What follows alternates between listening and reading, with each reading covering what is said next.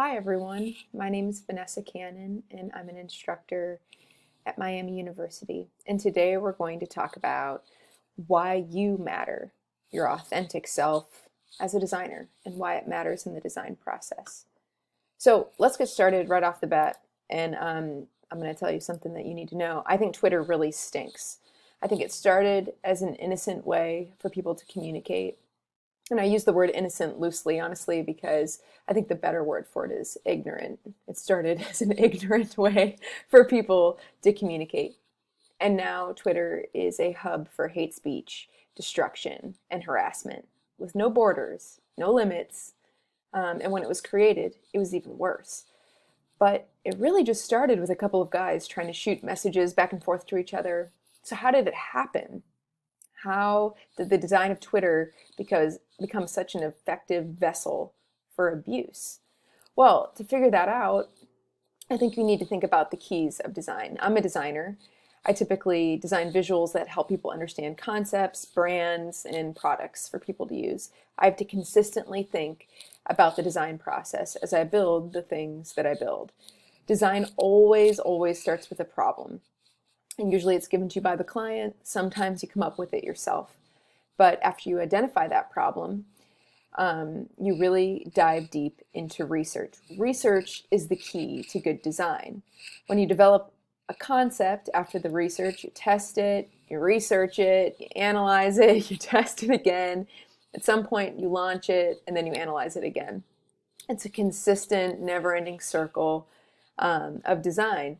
And the thing is that research is the fuel for great design. Research is getting into the minds of humans, understanding what they need and understanding their fears, understanding their weaknesses, understanding all of those things. And not just the mainstream minds, not just the average people, but the ones on the fringe. You see, the people on the fringe of design are typically the forgotten people, and that's typically women, minorities, and those with disabilities. And here's the thing. Far and away, these people are the ones that aren't taken into account during the design process.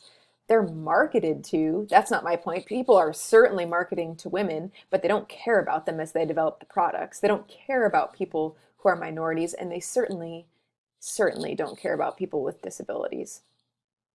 They are not aided as they are thinking through the design. They're not focused on. Now, here's the D. Well, there's a problem in design. You, the authentic you, is missing. And that's the thing. You and your authentic self, you're not there designing the thing that needs to be designed. And I'm saying I want the whole thing, the whole authentic version of yourself, not a tough, perfect, polished, but the weak version of yourself. And some of you might be like, what are you talking about? Why would anyone want to see that? The thing is that when you embrace the hardships in your life, the weaknesses in your life, what comes from you is an empathetic, thoughtful version of you. And that is the version that needs to be designing the products. That's the version that we're missing in design. And that's the truth. Because your weakness is the greatest strength you have as a designer. Don't get me wrong. I love being strong. I ran a marathon. I climbed mountains. I did martial arts all through my teens. I competed in it. I love being strong. I hated when people saw weakness in me. It was a problem for me. It made me feel uncomfortable. But here's the thing. Weakness for too long has been looked at like a problem. What happened to me was, though I was strong, a while ago, I started to feel strange things. I couldn't walk, couldn't swallow, couldn't see in one of my eyes, couldn't feel with my hands, like my sense of touch was gone. I just woke up one day, and that's how it was. I was diagnosed with multiple sclerosis. Now, here's the deal. Quick education. MS is an autoimmune disease where your immune system attacks and destroys the covering on your nerves. Like your whole brain is operated with nerves. So your brain will tell your legs to walk, and there's this sheath on your nerves called myelin. And myelin is the telephone that connects your brain to your legs. So it's the communicator. So I have a normal nerve on the left and a damaged nerve on the right. You see those gaps and how the myelin, that sheath, is being eaten away. That's your immune system attacking your own brain and destroying the communicator. That's why MS looks so weird for so many different people. For me, it was not walking. But for others, it's not seeing, it's not speaking, it's cognitive problems. And, all of those things actually float in and out of MS. So you're almost like a perfect petri dish of disability. So when my nerves told my brain, or my brain told my nerves, hey, I would like to walk, the myelin didn't transmit that communication. So then I couldn't anymore. And it comes and goes, right? So sometimes if there's inflammation or sickness, my immune system flares up, and then all of a sudden can't walk, can't use a mouse, can't see, can't think. It just changes all the time. It's the wildest disease. So all of a sudden I had a wide variety of disabilities, and there's no way to stop it. MS is incurable. It's a brain disease that will last forever. And some days I can walk, and some days I can't think. This is weakness. Now, I can look at this weakness in many ways, but what I learned about it is that this weakness is actually my strength. I understand deeply how people feel when they can't use a computer, when they can't use a mouse, when they have to use talk to text, when they have to use assistive technology. I understand what it's like to have to use voice to text to write term papers, how you have to wear a mask because you don't have an immune system at all, and then how that mask is then politicized when you're just trying to stay alive. But the thing I realized the most is that weakness made me a better designer. I understand. I can empathize. And as an instructor at Miami, I can teach people how to make products that aid the 20% of people who say they have a disability. They are forgotten. I can't change everything as a designer. I can't fix every broken system. But man, can I educate people on these needs, on the ways we can serve and care for and aid people. And this is life-changing stuff, right? I get the privilege of teaching a generation to value this forgotten population. I get the privilege of teaching them how to fight for the forgotten. Now, here's the thing. Let's get back to Twitter. This is why Twitter failed. Because the white men who founded Twitter, did not embrace weakness. They didn't make safeguards for the harassment and hate speech that would be prevalent on their platform. They didn't even have a block button when it started. Why? Because they had never probably been harassed. They had never been the object of hate speech. Now, if they would have done the research necessary to safeguard these forgotten populations, I bet there would have been these things. I bet they would have thought through it. Perhaps they would have developed empathy because, to be fair, you only know what you know, right? They could have been decent people, but they didn't attempt to look outside of their own experiences to value what other people had experienced. And they hadn't done the intentional research to value those who are forgotten and to honor them and to protect them. And now they're being destroyed on their platform. Okay.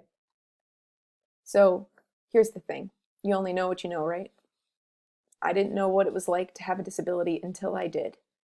But embracing my own weaknesses has made me empathetic to the weaknesses and needs of others. And it's also made me better as a designer. I want to learn from others. I want to help them with my skill set. And that's not because I'm strong, but because I get it. I understand my own weakness, and I want to serve and help those who need to be fought for. Now, here's the thing. What weaknesses do you have to offer? You have personal experiences too. You have pitfalls. You have private sadnesses and hardships that aren't a problem for your career. They are your strength. They can help you understand someone who was bullied because you were. This is not an embarrassment. This is a way for you to help safeguard the future. Designers are gatekeepers. We have the ability to make the world a better place for those around us. Your hardships are not something to be hidden, but something that can lead you on a path to empathy. Do you have depression or anxiety? Who better to develop products that aid those with that? I mean, who can understand that better than you? Do you have divorced parents? Then who better to offer insight? People who have dealt with hard things are the best question askers, the best researchers, and the best designers. You might only know what you know, but if you've embraced your experiences in your life, it may lead you down to a path of understanding that you can understand what other people are dealing with as well. And it's life-changing. Now, here's the deal. Twitter isn't the only thing that stinks. Facebook does too. In 2007, Facebook released a paper to all their advertisers, leveraging the way to advertise to people who had just gone through divorce or breakups. They had used the keywords that people use right before they break up. And the phrases that show the spectrum of breaking up, how bad they feel, how sad they are. And they said, this is how you can advertise to them. They're looking for travel. They're looking for clothes. They found the way that they click. They found the way that people with broken hearts can be manipulated. Facebook manipulated the people who are going through breakups to make their advertisers rich. They profited off of pain. Now, you may have heard that they also influenced the presidential election, which you may or may not agree with, but this is a paper posted by Facebook itself saying, this is how you do it, this is how we've analyzed it, this is how you manipulate them. You can empathize with them. Messaging that empathizes with the mindset of a person who identifies as single, especially during the holidays and events, can magnify negative self-talk and can build the connections that you want them to build. Offer them new experiences. People who've just gone through a breakup want to invest in new experiences, tracking signals of intent to travel, experiencing new things, or taking up a new hobby. These are all ways people can advertise to people who are most vulnerable, at their weakest. That's what Facebook is doing. Now, as a designer, you can stand up against this. Tell me this. Would you manipulate emotions for cash? You know what? Not if it was your mom on Facebook would you do this. And if you've had a parent go through a divorce or have had a heart broken yourself, recognizing that, you might not develop the software made to manipulate heartbreak for gain. I mean, this is the thing we're talking about here. Would you have designed algorithms to determine what words people are using when their emotions are in the true toilet of despair so that you could have your advertisers get rich? I doubt it. I doubt it. I think you would at least ask the question, what we're doing ethical? Is what we're doing right? Are we caring for the people on our platform, or are we harnessing their heartbreak for money? Okay, here's the thing. I don't think you will if you remember pain, if you understand the things you've been through. I don't think we will do that. But if we push it to the side, we might. That's why we need to embrace the weakness that we have. And we need to have empathy as we design. So we don't create products like this. We don't manipulate our moms, you know? What it comes down to is, as a designer, you are a gatekeeper. At the core, I think all of us want to have an impact on the world, a positive impact. I think we can change the world, or at least make a dent in it, if we stop hiding our weakness and learn how to value our weaknesses. As designers, we need to start fighting for people who are forgotten. If somebody asks you, and they might at some point, because it's expensive to care and research, if somebody asks you to forget those 20% of people who are disabled, or anybody who's on that list of forgotten people,